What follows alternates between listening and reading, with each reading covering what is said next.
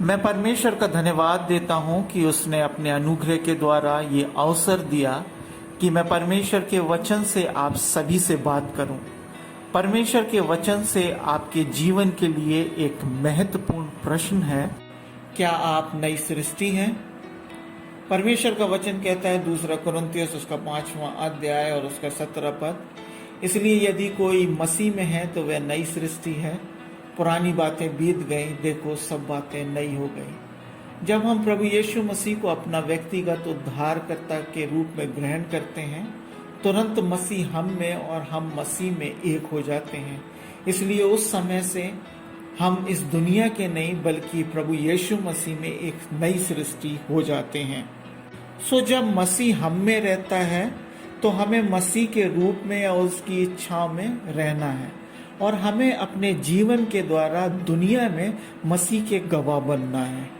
परमेश्वर का वचन कहता है गलातियों उसका 2 अध्याय और उसका 20वां पद, मेरा पुराना स्वयं मसीह के साथ क्रूस पर चढ़ाया गया है और अब ये नहीं है जो मैं रहता हूँ, लेकिन मसीह मुझ में रहता है।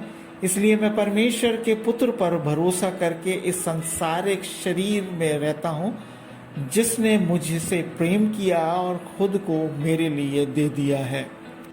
यहाँ तक तो ठीक है, हम समझ गए कि हम क्या हैं, हमें कैसे अपने जीवन को बिताना है, लेकिन वास्तव में हम आज अपने आप को जांचें, क्या हम वैसे ही जी रहे हैं जैसा मसीह चाहता है या वैसे जी रहे हैं जैसा हम चाहते हैं कि दुनिया में अपने जीवन को बिताएं।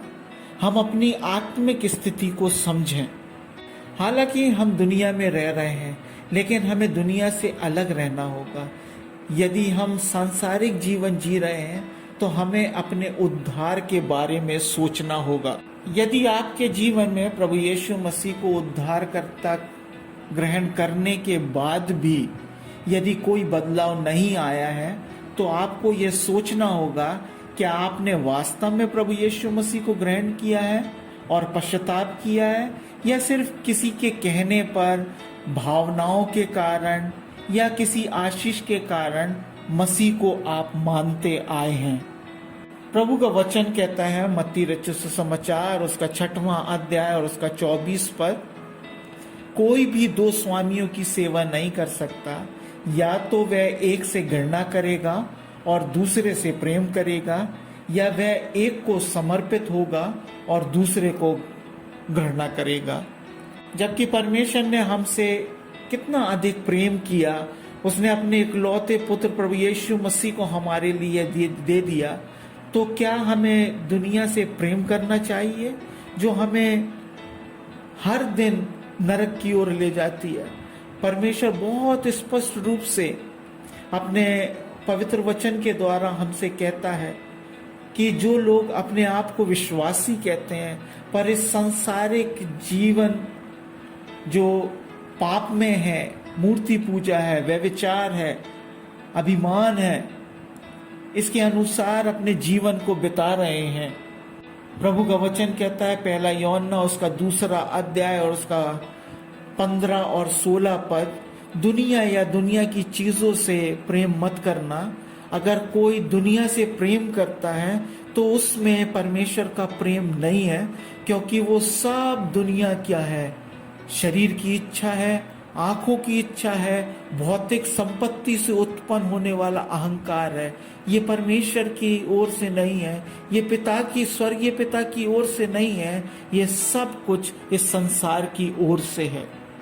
अभी भी यदि आपका दिल आपको दोषी ठहराता है जब आप दुनिया के साथ रह रहे हैं, तो इसका मतलब यह है कि आप अभी भी अपने आत्मिक रीति से अपने जीवन में जीवित हैं।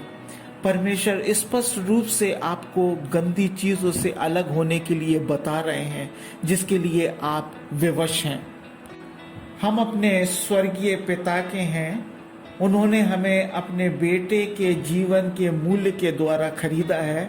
जब हम परमेश्वर के लिए सब बातों से अलग होने की बात आती है तो हमें सच में अलग हो जाना है और ये जान लेना है कि ये हमारी सामर्थ और हमारी ताकत के द्वारा नहीं है, पर फिर भी हमें अपने आप को इस संसार से बचाना है।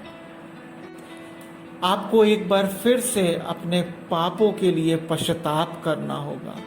गंभीरता के साथ एक बार फिर प्रभु के पास आकर पश्चाताप करना होगा। अपने उद्धार के लिए प्रभु यीशु मसीह पर भरोसा करना होगा।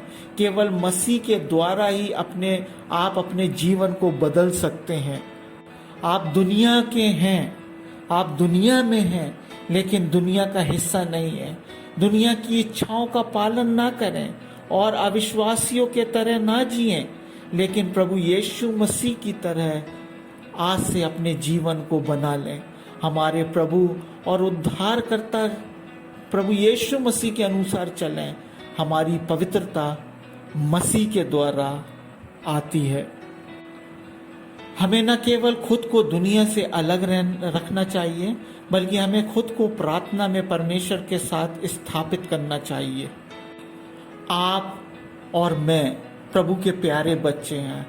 आप पहले से ही उन पापों पर एक जीत हासिल कर चुके हैं, क्योंकि जो आत्मा आप में रहता है वह दुनिया में रहने वाली आत्माओं से बड़ा है। नतीजन आप दूसरों को परमेश्वर की अच्छाई दिखा सकते हैं, क्योंकि उन्होंने आपको अपने आप को इस अंधेरे संसार में रखा है, और परमेश्वर ने आपको अपने प्रकाश में बुलाया है कि वे भी जो इस संसार में अंधकार में जी रहे हैं, उस प्रकाश को जो परमेश्वर के द्वारा आपके जीवन से प्रकट होता है वो देखने पाएं। मेरे प्यारे दोस्तों, प्रभु ने आपके ऊपर अपना अनुग्रह किया है और आपको चुना है। आप उसके अनुग्रह के द्वारा जो मसीह कहलाए गए हो, अपनी इच्छाओं से इस संसार में गिरने की अपेक्षा ना करें। अन्य जातियों को पता नहीं है कि ज्योति और अंधकार क्या है, पर हमें इस संसार में प्रकाश देने के लिए परमेश्वर ने रखा है। हम परमेश्वर के बच्चों के रूप में एक नई जीवन जीकर दुनिया को प्रकाश दे सकते हैं।